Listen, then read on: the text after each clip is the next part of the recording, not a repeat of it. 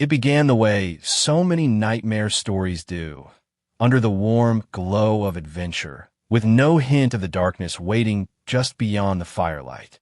She was 30 years old, an American who had saved for months to give herself the trip of a lifetime. Friends back home scrolled through her Instagram stories with envy as she posted snapshots of lions silhouetted against the savannah, markets filled with woven baskets and spice, and smiling children chasing each other barefoot in the dust. To her, Africa was mystery and romance, a place where life pulsed closer to the earth than the neat highways and shopping centers of suburban America. She wasn't reckless. At least that's what she would have told you. She was curious, the kind of woman who leaned in when others pulled away, who wanted the real experience rather than the polished tourist version. So when the guide mentioned a remote village deep in the forest, a place few outsiders had ever seen, her pulse quickened. It wasn't on the itinerary, and it wasn't exactly encouraged. But one whispered question led to another, and soon she was arranging with a local driver to take her there, away from the resorts and safari vans. By the time the truck bumped into the clearing, the sun was already sinking low. The huts were built from red clay and thatch, their walls painted with symbols she didn't recognize. A circle of villagers sat around a crackling fire, the air heavy with the rhythm of hand drums and the sharp scent of burning herbs. She felt the eyes on her immediately, curious, cautious, some even disapproving. She smiled broadly, clutching her water bottle like a lifeline, trying to signal that she meant no harm. But then she saw him. Tall, broad-shouldered, his skin glistened in the flickering firelight as though carved from bronze. His hair was braided close to his scalp, his chest bare except for a string of beads and carved bones that rattled softly when he moved. He wasn't the smiling, tourist-trained kind of local she'd met before. His gaze was unflinching, almost predatory, and when their eyes met she felt a jolt in her stomach, half fear, half fascination. She didn't know his name, but she didn't need to. Something in her said, "This man is danger." And yet she didn't look away. The night stretched on. Children dozed in their mothers' laps. The drumming slowed to a steady heartbeat. She was offered food, spiced meat wrapped in leaves, and something to drink from a gourd that burned her throat. Laughter rose and fell around her, though she didn't understand the language. She felt the warmth of the fire, the closeness of strangers, and a kind of intoxication that had nothing to do with alcohol. Every few minutes, she caught him watching her from across the circle. The villagers seemed to part around him, leaving him in a quiet shadow, as if he existed on the edge of their world. When she finally rose to leave, stretching her legs and brushing the dust from her jeans, he was suddenly there beside her. Close. Too close. She startled, heart racing, but he didn't touch her. He only leaned forward, whispering words she didn't understand in a low, guttural tone that made her skin prickle. She laughed nervously, shaking her head, but something inside her, a thrill she couldn't quite admit even to herself, kept her rooted to the spot. One of the older women caught her eye then, a grandmother with a face like weathered leather. She frowned and shook her head, almost imperceptibly, as if to say, "Don't." But curiosity can be louder than caution. She had come here for stories, for moments no one back home could ever imagine. And this, she thought, might be the story of all stories. As the fire burned lower, the air in the clearing thickened with smoke and song. The villagers began drifting into their huts, leaving only the dying embers behind. She found herself following the stranger's shadow into the trees, her shoes sinking into the soft earth, branches clawing at her arms. Every step away from the firelight felt like stepping out of the world she knew and into one she didn't.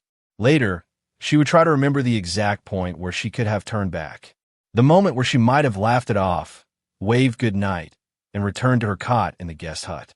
But memory has a way of blurring when fear and desire collide. All she recalled was the heavy silence of the forest, the glow of a single torch guiding her forward, and the sound of his breathing just ahead, steady, sure, leading her deeper into a night that was already beginning to feel less like adventure and more like fate. By the time she saw the outline of the hut, half hidden among the trees, her hands were trembling. But she told herself it was excitement. She told herself she was alive in a way she had never been before.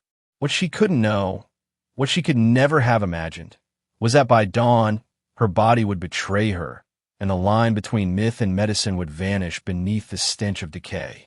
She hesitated at the doorway of the hut, her breath shallow, her pulse pounding so loud she swore it echoed in her ears. The torchlight behind them cast a shifting glow against the mud walls, painting strange shadows across carvings and bundles of herbs strung from the ceiling. It smelled of smoke, earth, and something sharp she couldn't place, spicy, metallic, almost medicinal. The man pushed the woven reed door aside and motioned for her to enter. His movements were deliberate, confident, and wordless, as if he already knew she would follow. And she did. Inside, the air was warmer, thicker, close with the weight of something ancient. The walls were decorated with masks whose hollow eyes seemed to watch her every move. Animal skins were stretched across the floor, and in one corner a clay bowl smoldered, releasing a smoke that made her head feel light, her limbs unsteady. She told herself it was part of the moment, authentic, exotic, the kind of detail she could laugh about with friends later. But a deeper voice inside her whispered that she was crossing a line she didn't understand. He stood before her, silent, letting the pause hang heavy. Then he reached for a cord around his neck, pulling free a small carved talisman, pressing it into her palm. The wood was warm from his skin. She couldn't make sense of the figure carved into it, part animal, part human, with jagged lines running across its chest. When she looked up, his gaze pinned her in place, unreadable, unread by any language she knew. She wanted to ask what it meant, but the words dried in her throat. Instead, he stepped closer, and she felt the heat of his body radiating against hers. He touched her cheek with a hand calloused from work she could only imagine, hunting, building, something primal. The beads on his chest clinked softly as he moved. She told herself this was what she had come for, the raw, unpolished experience, something outside the clean hotels and guided tours. But beneath the rush of adrenaline was a ripple of unease, as if the masks on the wall weren't just watching but judging. When his lips met hers, the taste was unfamiliar, smoky, tinged with that same sharp bitterness that clung to the air. She stiffened, then melted against it, surrendering to the strangeness. He whispered something low and guttural, a chant or a blessing, his breath hot against her ear. She didn't know the words, but the sound coiled around her spine, making her shiver. The night deepened. They moved together with a rhythm older than language, the hut creaking faintly with every shift. Her skin pressed into the roughness of the animal hide beneath them, her hands tracing patterns across his back, feeling the raised ridges of old scars. Outside, the forest hummed with life, crickets, distant drums, the occasional cry of something wild. And yet in that small space it felt like the world had narrowed to just the two of them, breath to breath, skin to skin. But there were moments, fleeting, disquieting, when her focus broke. Once she caught sight of the talisman again, lying near the edge of the mat. Its carved eyes seemed to glint in the firelight, and she thought she heard the faintest echo of the chant he had whispered, even though his mouth was silent. Another time, the smoke in the bowl flared, filling the hut with a pungent sting that made her cough, though he seemed unaffected, his eyes dark and steady on hers. Hours blurred, heavy with heat and sweat. She felt both consumed and consumed by him, like something larger than desire was at work. She didn't believe in curses or ancient taboos. Not really. But the memory of that old woman's frown by the fire flashed in her mind more than once, and each time she pushed it away, reminding herself she wasn't naive. She was here to live, to embrace the forbidden, to write her own legend. When it was over, she lay tangled in the hides, her body aching, her lungs still pulling in the acrid air. He rose without a word, moving like a shadow as he adjusted the beads at his chest. For a moment, she thought he might leave her there, but instead he paused at the doorway, looking back once, his expression unreadable. Then he slipped into the darkness outside, leaving her with the masks, the smoke, and the sound of her own heartbeat. Sleep came in broken pieces. She drifted in and out, restless, her dreams filled with strange images. Faces she didn't know, eyes that glowed like coals, a voice chanting in a tongue she couldn't comprehend. Each time she startled awake, the hut pressed close around her, the smoke heavy in her lungs. She told herself it was nothing more than nerves and unfamiliar surroundings, the aftermath of an intense encounter. But when she finally fell into deeper slumber, she had no idea that her body was already changing, that something had been set in motion that science would one day struggle to explain, and that superstition had warned of all along. She woke to silence. The drums were gone. The smoke had burned down to ash, and outside the hut the forest buzzed faintly with insects greeting the dawn. For a moment, she thought it was just another morning after a wild night, the kind of story you shake your head at while sipping coffee. But then the smell hit her. It wasn't the earthy scent of herbs or wood smoke. It was sour, sharp, and unmistakably wrong, like meat left out in the sun, like rust clinging to wet metal. She gagged, sitting upright too fast, the hide slipping off her skin. Her chest heaved as she pressed her hand to her face, trying to block it out. But the stench wasn't just in the air. It was on her. She looked down, blinking hard. In the dim light, her skin looked mottled, discolored. Faint purple bruises had bloomed across her arms overnight, spreading in uneven blotches. She touched one, wincing. The flesh beneath her fingertips felt tender, soft, like fruit on the edge of rotting. Panic spiked. She scrambled toward the door, shoving it open to let in the cool dawn air, praying the smell would lift with it. The villagers were already stirring. Women carried clay pots balanced on their heads. Children darted between huts. But when they saw her, the movement slowed. Conversations hushed.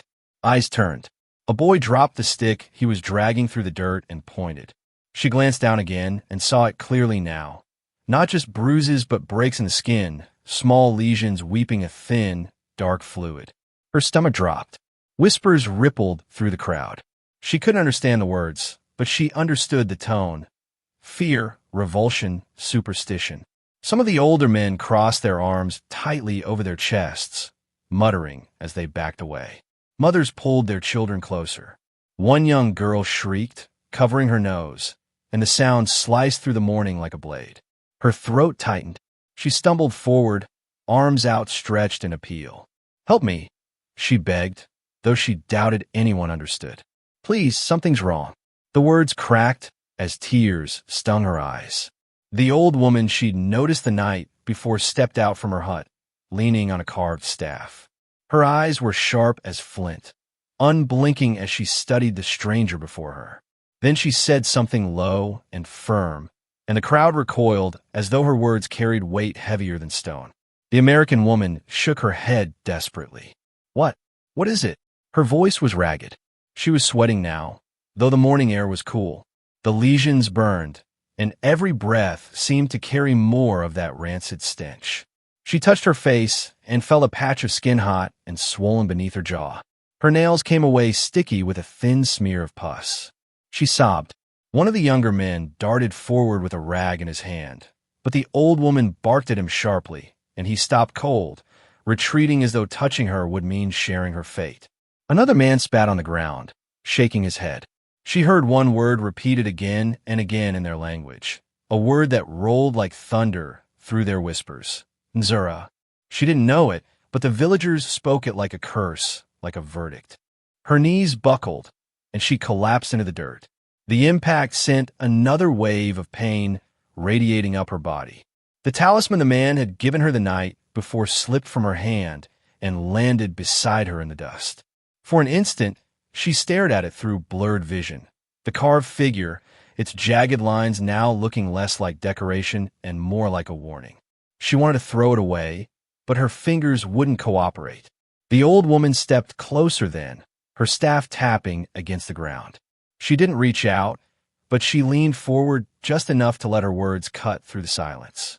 In broken English, rough but clear, she said, "You cross the line, the ancestors see. The flesh will waste." The words slammed into her like a physical blow. She shook her head violently, clutching her stomach as another wave of nausea twisted through her. "No," she whispered, half to the woman, half to herself. "No, it's just an infection. I need a doctor." She tried to stand, but her legs gave out again. By then, the smell was overpowering. Flies began to gather, circling her arms and hair, drawn to the oozing patches on her skin. Villagers backed further away, their faces twisted in disgust and dread. A few crossed themselves or murmured prayers. She realized with growing horror that she was no longer just a stranger among them. She was a warning, a story already being written into their collective memory. Tears streamed down her cheeks as she crawled back toward the hut, desperate to hide from their stares. But every movement made the lesions tear wider, and she cried out from the pain. The whispers behind her grew louder, sharper. Some voices pleaded to cast her out, others begged the spirits for mercy. By the time she collapsed inside the hut again, clutching her arms around her trembling body, she understood something terrible. Whatever was happening, it wasn't stopping. The infection, if that's what it was spreading too fast, consuming her inch by inch.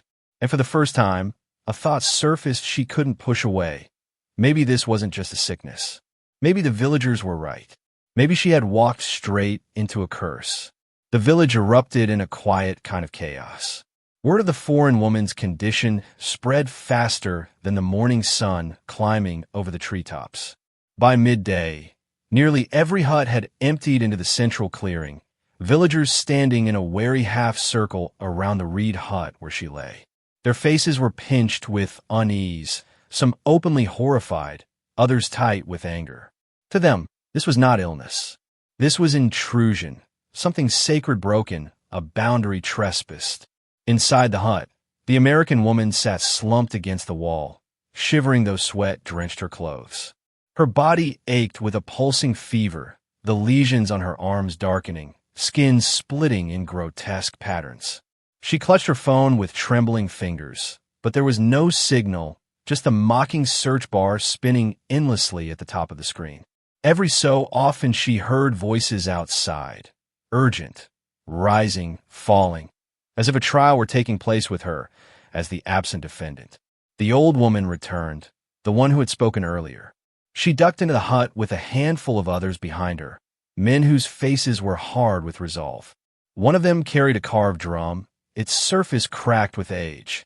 The old woman planted her staff in the dirt floor, its tip cutting a groove as she pointed it toward the foreigner. "She is cursed," one of the men said in accented English, his voice sharp. He spoke with the authority of someone used to being obeyed. "She broke the boundary. Ancestors are angry." The American shook her head violently, her throat raw from crying. "Please, I didn't know. I didn't mean." Her words collapsed into coughs. She raised her hands in surrender, the skin beneath her fingernails already discolored. "I just need a doctor. Please, a hospital." The old woman spoke again, her voice like gravel. She pointed toward the talisman lying discarded on the floor. One of the men picked it up carefully, holding it high for the others to see. Murmurs rippled through the group. The figure carved into the wood seemed almost a sneer in the dim light. She was marked. The man translated, glancing at her with cold eyes.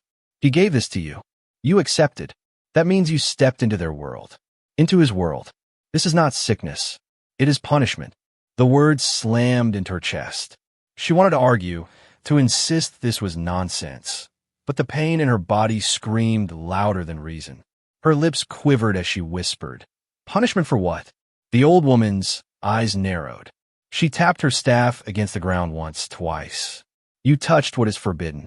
A woman of outside blood. A man of the tribe. The ancestors protect their line. They do not forgive." The villagers shifted, their voices swelling again, overlapping like waves. Some cried for her to be taken far from the village before the curse spread. Others argued she should be left to die. Her body burned so the spirits would be appeased. A few younger ones, eyes wide with fear, asked if helping her might undo the anger of the ancestors. But no one stepped closer. She dragged herself forward on shaking knees, desperation spilling from her like sweat. "Please, I'm not cursed. I'm sick. I'll pay money, medicine, whatever you want. Just help me." Her voice cracked into a sob. "I don't want to die." For a flickered second, one of the younger women seemed to soften, her gaze dropping. But the old woman snapped her head sharply toward her, muttering words that cut the air like a knife. The girl turned away, shame burning her cheeks. Finally, the man with the drum banged its surface once, the sound deep and final. "The ancestors have spoken," he declared. "This is not for us to cure. She must be taken away." The American collapsed backward, a whimper clawing out of her throat. Taken away? To where? The pain was already unbearable, and the idea of being cast into the wilderness filled her with a terror deeper than death. Yet in the midst of her horror, she realized something. The man she had followed into the forest, the one who had drawn her into this spiral, he was nowhere to be found. Not among the crowd, not in the shadows. Gone, as if he had never existed at all. She croaked his description, gesturing weakly, trying to ask where he was. But the villagers averted their eyes. Some spat into the dirt. Others muttered prayers under their breath. It was clear they would not speak his name, not even acknowledge him. He was part of the curse, part of the silence that bound them. The old woman leaned closer, her voice low enough that only she could hear. "He is gone. You are alone now. The ancestors will finish what he began." The words froze her blood. She clutched her chest, struggling to breathe, feeling the lesions pulse like living things. A scream tore from her throat, startling even the villagers outside. But no one rushed in. No one tried to help. The sound of the drum echoed again, steady and unyielding, sealing her fate in the eyes of those who believed. By dusk, a battered pickup truck rumbled into the clearing, driven by two men from a neighboring town. The villagers had summoned them, not out of compassion, but to remove her from their midst. They would not let the rot consume their land. As she was hauled into the back of the truck, wrapped in a blanket she could barely hold on to, she saw the villagers' faces lit by the fire again. Not anger now, not even pity, just relief that she was leaving. The truck jolted forward, the village shrinking behind her. But their whispers lingered in her ears, chasing her into the dark road. The ancestors see. The body will rot. The road out of the village was little more than a scar carved through the earth, winding between trees that pressed so close they seemed to swallow the truck whole. She lay in the back, wrapped in a filthy blanket that did nothing to mask the odor rising from her body. Every bump in the road sent knives of pain through her skin, each jolt opening lesions further, seeping into the coarse fabric beneath her. The two men in the cab said nothing. Their shoulders were tense, their eyes fixed ahead, as if afraid that even glancing back might invite whatever curse the villagers believed clung to her. She tried to call out, to beg them to drive faster, but her throat was raw, her voice a rasp that barely carried over the rumble of the engine. Her phone was still in her pocket, but the screen showed only one cruel word: no service. She pressed it to her chest like a talisman anyway, as if clutching it could tether her to the world she knew. Airports, coffee shops, antiseptic hospital corridors. But that world felt impossibly far away. The smell grew worse as the miles dragged on. She noticed the driver roll down his window, his head angled toward the open air. The other man covered his nose with a rag. She wanted to scream at them, to tell them she was still human, not some rotting animal. But when she glanced down at her arm, swollen and streaked with pus, the words shriveled in her throat. Time lost meaning. The sun climbed higher, heat baking the metal bed of the truck until she felt fever cooking her from both inside and out. Her body shook uncontrollably, her teeth chattering even as sweat poured down her temples. At one point, she tried to sit up, clawing at the edge of the truck for balance, but the world tilted, her vision spotted black, and she collapsed again with a cry. Somewhere along the endless road, the truck hit a deep rut, sending her bouncing into the air. The impact tore a scream from her lungs, and with it came the unmistakable sound of flesh tearing. She looked down and saw a patch of skin on her thigh, split open, glistening raw. The stench doubled. She gagged, while rising, tears streaking her face. She had never known her own body could betray her in such a grotesque way. The man in the passenger seat turned once, briefly, his eyes narrowing. He muttered something in his language to the driver, who nodded and pressed harder on the gas. She didn't need translation. They wanted her gone, delivered to the hospital, yes, but more importantly, delivered away from them. At one point, she thought she saw her reflection in a cracked side mirror. The sight nearly stole the last of her strength. Her face was pale, lips cracked, but worse were the dark patches creeping up her jawline, mottled like rot spreading through fruit. She didn't look like herself anymore. She looked like a corpse halfway buried, clawing to the surface. Hours passed. The road widened, signs of civilization creeping in, an occasional shack, goats wandering across the path, children darting out of sight as the truck roared past. Each reminder of human life gave her a fleeting surge of hope, but it was drowned quickly by the suffocating weight of her illness. She began to whisper to herself, nonsense words, prayers she hadn't said since childhood, anything to anchor her against the terror gnawing at her.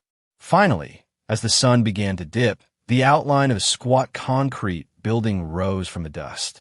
The truck screeched to a halt outside gates rimmed with rusted iron. Painted in peeling blue letters above the entrance were words she could barely focus on. District Hospital. The men climbed out without looking at her. They barked to an orderly at the gate, gesturing toward the back of the truck. Two hospital workers approached with masks covering their mouths and gloves already pulled on. They hesitated when they saw her, their eyes widening. One whispered a curse, then forced himself forward. She tried to speak, to thank them, to plead. What came out was little more than a gurgle, her throat too dry, her lungs too tight. They lifted her under the arms, careful not to let her leaking wounds touch their skin, and carried her inside. The fluorescent lights overhead buzzed, their white glow cruelly bright after the endless gloom of the forest road. As they placed her on a gurney, the last thing she saw before her vision blurred was the look on the nurse's face, pity laced with dread, as though she wasn't a patient but a warning. And in that moment, as the smell of antiseptic mixed with the stink of her own decay, she realized the villagers might have been wrong about many things. But they were right about one. Whatever had begun in that hut, it wasn't stopping now. The fluorescent lights hummed overhead, bathing everything in a sterile glow that did nothing to mask the stench rising from her body. Nurses wheeled her down a narrow corridor, the squeak of the gurney wheels cutting through the heavy silence.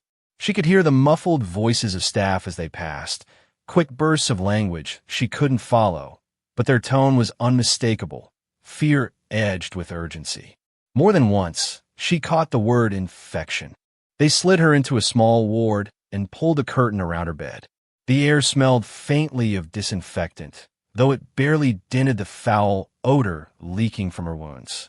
A young doctor entered, his mask tight against his face, his gloved hands shaking slightly as he began the exam.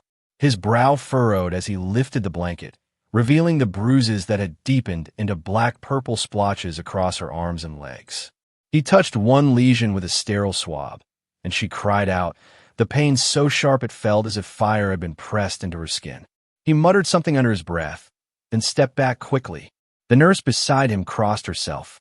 That small gesture, more than the clinical movements, made her panic flare. "What is it?" she rasped, her voice weak and hoarse. "Tell me." The doctor hesitated before answering in careful English. "You very sick. Fast infection. We don't know yet. We must test." They drew blood, the needle slipping into a vein that looked darker than it should have, almost shadowed. The vials filled with a fluid that seemed thicker than blood, and the nurse's hand trembled as she capped them. They whispered urgently to one another before rushing the samples out. Alone again behind the curtain, she clutched her phone, still useless, and tried to steady her breathing. Her body shook violently, fever tearing through her in waves. Every inch of her felt foreign, like her own flesh was turning against her.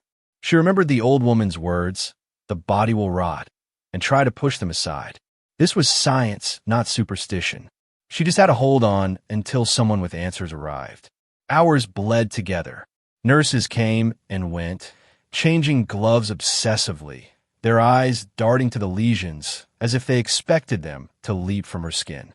And 4 dripped into her arm, but even as the fluid cooled her veins, the decay spread.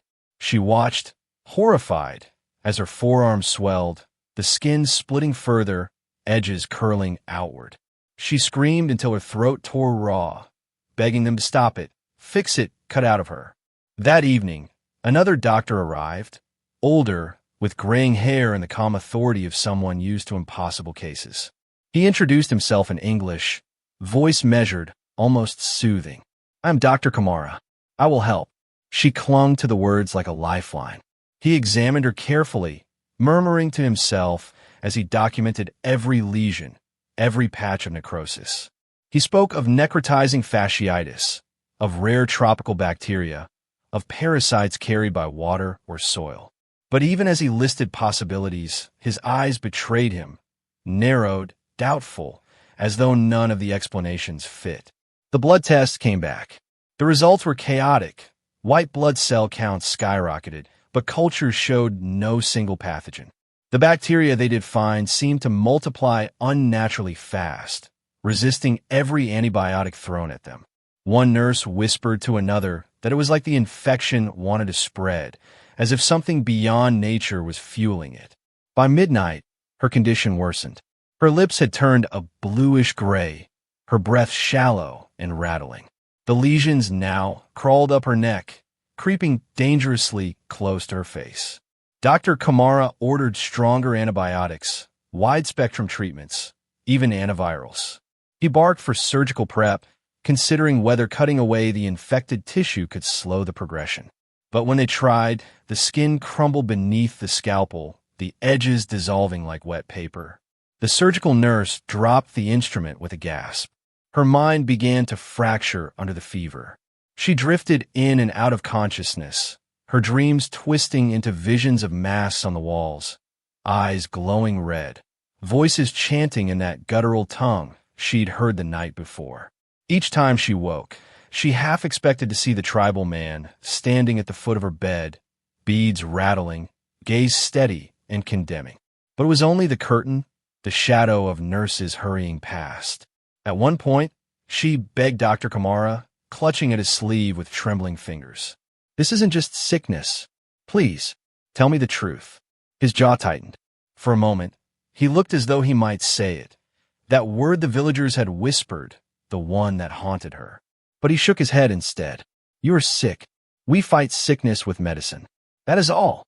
His voice was steady, but his eyes flicked toward the curtain as though the very walls might be listening. By dawn, the smell was unbearable. Even staff accustomed to trauma cases struggled to stay in the room.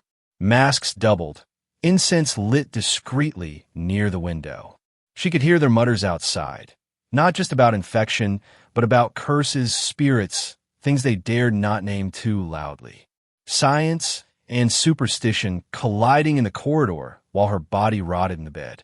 She lay there, caught between their worlds, her mind reeling. She wanted answers, wanted to believe there was a cure waiting just beyond the door. But as another patch of skin sloughed off her arm, exposing raw muscle beneath, she understood a darker truth. Whatever this was, medicine might not be enough. And somewhere, deep down, she wondered if the villagers had been right all along. If this wasn't an illness to be healed, but a sentence to be carried out. Doctors huddled in the corridor, their voices low but urgent, carrying just enough for her to catch fragments through the thin curtain. Words like necrosis, sepsis, systemic failure mixed with harsher ones in languages she didn't know. Every so often, the tone cracked. One nurse swore, another crossed herself. For all their training, they sounded less like a team of medical professionals and more like a group of frightened witnesses. Inside her fevered haze, she still understood one thing. They were losing control. Whatever was devouring her body didn't follow rules written in textbooks. No antibiotic slowed it. No painkiller dulled it for long. The rot marched on, an unstoppable tide. And the more they failed, the more their confidence crumbled. By mid-morning, the ward itself had changed. Patients from neighboring beds were wheeled out, corridors cleared. She was alone now, isolated not just for safety, but because staff didn't want to be near her. She could feel it in the way nurses darted in and out, never meeting her eyes, their hands fumbling as if her body were radioactive. Dr. Kamara stayed the longest, but even he was shaken. He returned with fresh test results, flipping through them with jerky motions. "It is strange," he admitted finally, his voice clipped. "The bacteria multiply, but not like bacteria. The tissue dies, but not like disease. Something accelerates it." She forced a rasping laugh, dry and bitter. "Something? That's what you've got for me." Her lips cracked as she smiled, blood on her teeth. "What if it isn't bacteria? What if it's exactly what they said? A curse?" His face hardened, but his silence betrayed him. She leaned closer, her voice a desperate whisper. "They warned me. The old woman. She said my form would decay. Maybe it's not in your lab. Maybe it's older than that." Kamara snapped the chart closed. "Medicine explains everything. Sometimes we do not yet see how, but there is always an explanation." Yet his eyes avoided hers, darting to the window where incense smoke from a nurse's offering curled faintly into the air. Outside, villagers had begun to gather, news having spread from the truck that delivered her. They clustered at the gates, murmuring, some chanting. Through her delirium, she thought she heard the same word again, Nzara. The sound sent a shiver through her, not because she understood it, but because of the weight it carried. That afternoon, a heated argument broke out in the ward. A young intern, pale and sweating, slammed a folder on the counter.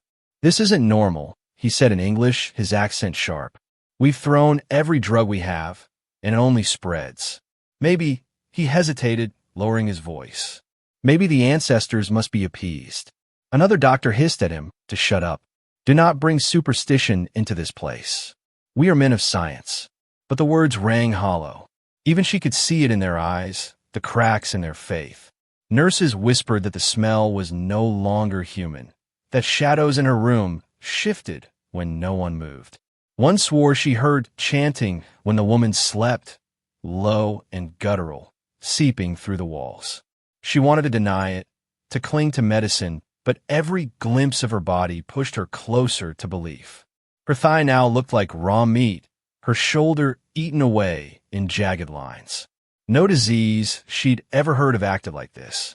In the mirror above the sink, her face was mottled, patches of darkened flesh creeping toward her eye. She wept, shaking, and whispered into the empty room, "If it's a curse, please lift it." That night, Kamara sat by her bed longer than usual. His hands were clasped, not writing, not checking charts, just clasped. She realized with horror he wasn't studying her. He was praying. "Doctor," she croaked, "you believe it now, don't you?" His lips pressed tight. Finally, he said, "I believe something old walks with us, but I cannot name it, and I cannot fight what I do not understand." Her body convulsed then, a seizure ripping through her, monitors shrieking as nurses rushed in. They held her down, injected something, anything to quiet the storm. But afterward, as she lay limp and trembling, she saw their faces. They looked less like healers, more like mourners. Science had no answer. Faith had only fear, and she was trapped between them, her body the battlefield, her flesh the proof that some lines, once crossed, could never be uncrossed. By the time the second night fell over the district hospital, her story had already slipped beyond the walls of the ward. A nurse with a cousin in the city had whispered about the American woman who was rotting alive, and within hours the rumor became a headline. A local blogger snapped a blurry photo outside the hospital gates and posted it online with the caption, "White tourist cursed by ancestors, body decaying overnight." The image went viral, shared thousands of times before midnight.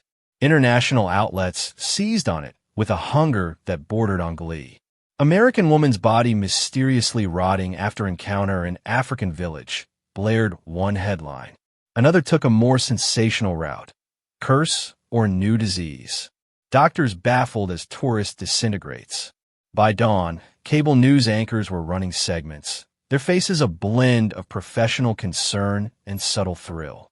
Back in the United States, her hometown paper ran a softer profile. "Local woman fights for life abroad." Friends she hadn't spoken to in years were suddenly interviewed, describing her as curious, fearless, someone who loved adventure. They shared old yearbook photos, smiling snapshots at barbecues, college parties, weddings.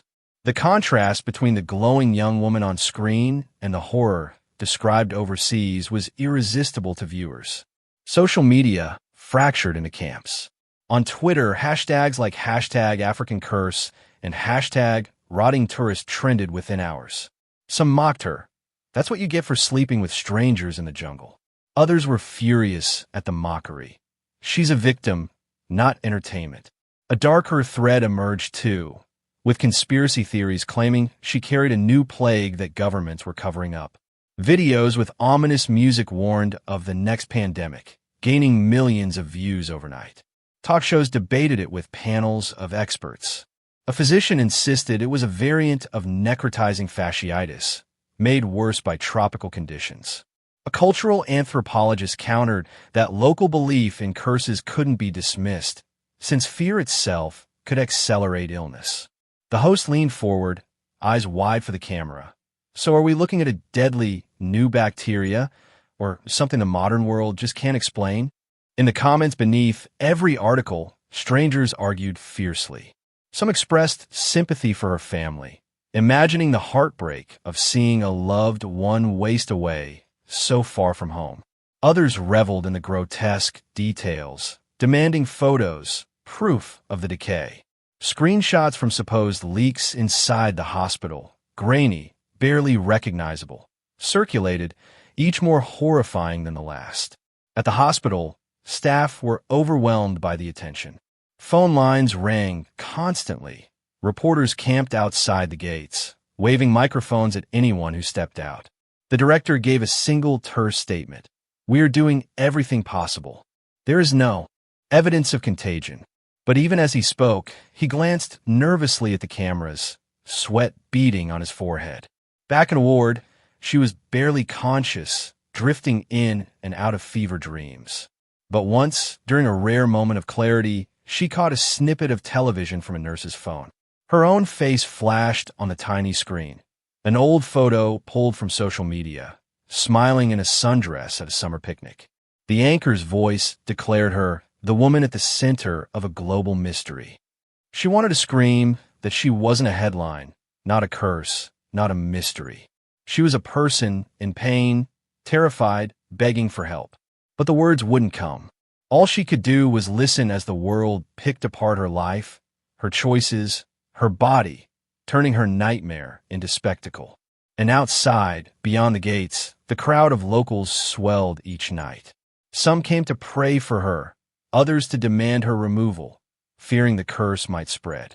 The hospital became less a place of healing and more a stage, where science, superstition, and voyeurism collided under the harsh spotlight of international attention. Night in the hospital had a suffocating stillness, broken only by the hiss of oxygen and the faint hum of machines that seemed more ceremonial than life-saving. By then, every staff member knew the truth. There would be no recovery. The only question was how long her body could endure the agony of its own collapse. She drifted in and out of awareness, each breath shallow, rattling like dry leaves. The lesions had spread across her torso, splitting into grotesque patterns. Her skin looked less like skin now and more like something half-preserved, mottled in gray. Nurses moved quickly when they entered, their gloved hands careful, their eyes avoiding hers. Some whispered prayers under their masks. Others just worked in silence, as though sound itself might disturb whatever force hovered in the room. The smell was overwhelming. Even double masks couldn't keep it at bay. It leaked out of the ward, clinging to the hallways, forcing administrators to shuffle patients to other wings. A junior doctor muttered to a colleague that it was like death arrived early. His voice shook as he said it. She tried to speak, her lips cracked and bleeding. What came out was barely audible. "Please don't let me die alone." A nurse, tears brimming in her eyes, squeezed her hand through 2 layers of gloves. "We're here," she whispered. It was a small lie. They were there, but in truth, everyone was waiting for the moment when they wouldn't need to be. Around midnight, her fever spiked so high the monitors wailed. Her body convulsed, seizing against the sheets, her fingernails clawing at the air. Doctors rushed in, pushing drugs, adjusting lines, their voices urgent but subdued. They weren't fighting for survival anymore. They were fighting to give her a softer end. After a few minutes, the seizure subsided, leaving her trembling and slick with sweat. Her eyes fluttered open briefly, unfocused, as though she were already halfway gone. In the quiet that followed, the chanting began, not from her lips, but from outside the gates. A group of villagers had gathered, their low voices weaving into the night air. The sound carried faintly through the concrete walls, a rhythm that seemed to sync with her faltering heartbeat. Nurses shifted uneasily. One muttered that the ancestors were calling her. Another shushed her, but no one truly disagreed. As the hours crawled toward dawn, her breathing grew weaker. She clutched at the talisman someone had left on the bedside table. Whether forgotten or deliberately placed, no one knew. Her fingers trembled as she tried to hold it, the carved figure pressing into her palm. "Please," she whispered, voice ragged. "I'm sorry. Forgive me." Her final moments were not dramatic. There was no sudden scream, no violent thrashing. Instead, her body simply sagged, her chest rising shallower and shallower until it stopped altogether. The monitor flatlined in a single, steady tone. Doctors exchanged glances, no one rushing to silence it right away. For a few long seconds, the sound filled the ward like a dirge. At 5:42 a.m., she was pronounced dead. Protocol demanded her body be sealed immediately. They zipped her into a thick plastic shroud, not just for hygiene, but because the smell was unbearable, even in death. Staff avoided eye contact with one another as they worked, each movement heavy with relief and sorrow. Outside, the chanting ceased the moment the shroud was sealed, as though those gathered had somehow known. In the days to come, official reports would call it a rapidly progressing, necrotizing infection of undetermined origin. That was the language medicine had. But those who were there, who heard the whispers and saw the fear in the villagers' eyes, knew another version of the truth. She had crossed a boundary, and the price had been collected. In her final hours, she had begged not to die alone. And perhaps, in a way, she hadn't. For if the villagers were right, there had been eyes on her until the very end. Eyes from a world older than medicine, watching as her body returned to dust. Her body was flown back to the United States in a sealed coffin, the paperwork stamped with vague medical jargon. Necrotizing infection of unknown origin. There were no details, no mention of curses, no acknowledgement of the whispers that had trailed her to her grave. The airline staff who handled the coffin wore extra gloves, even though officials insisted it posed no danger. No one truly believed it, not after the headlines. Her funeral was small. Family and friends gathered in a quiet chapel. The coffin closed, her photo framed on a stand at the front. It was a smiling image, healthy, vibrant, full of life. A cousin gave a eulogy about her adventurous spirit, her hunger for experiences beyond the ordinary. People nodded, some with admiration, some with unspoken judgment. In hushed corners, they asked each other the questions everyone else avoided. Why was she there? Why him? What really happened? Meanwhile, the world kept talking. On podcasts and YouTube panels, self-proclaimed experts debated her case. Some cited bacteria and parasites, weaving elaborate theories about undiscovered pathogens. Others leaned into the supernatural, declaring her death. Proof that science could not explain everything. Hashtags flickered for a week longer. Hashtag rotting curse. Hashtag science or spirits. Before the internet moved on to its next fascination. But in the African village where it began, the story never ended. Around fire circles, elders told it as a warning. The foreign woman who ignored the boundary, who touched what was forbidden, who carried the punishment of the ancestors in her very flesh.